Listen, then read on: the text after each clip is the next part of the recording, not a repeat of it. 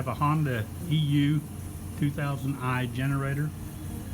I tried to start it after it's setting for a while, and it would start for approximately 1 second, maybe 2, rev up and then die, and then it wouldn't start again.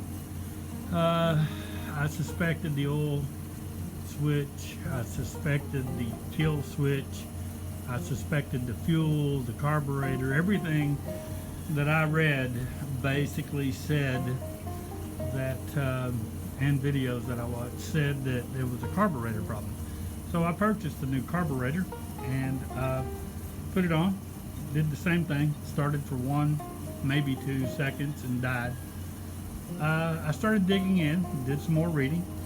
Somebody mentioned something about the problem being dirt dauber had built a nest in the exhaust. So I came out here and pulled it off. It's real easy. The little back shroud's only 4 screws, and then the muffler is 3 screws, which is just here and here and here. And sure enough, down in here, once I got it in the sunlight, I could actually see brown. So there was a dirt dauber's nest. I simply punched a hole through the nest with a Phillips screwdriver and washed it out, and it's running. But again, the dirt dauber's nest was way back at the back. You did not see it poking out. In the shade of a shop building, I never saw the dirt.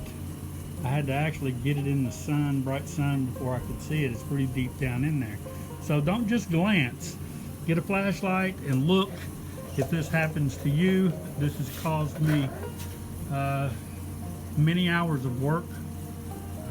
A little embarrassed to say how many hours of work, but if your Honda generator starts and just for a moment and then dies, check your muffler. I hope this helps someone.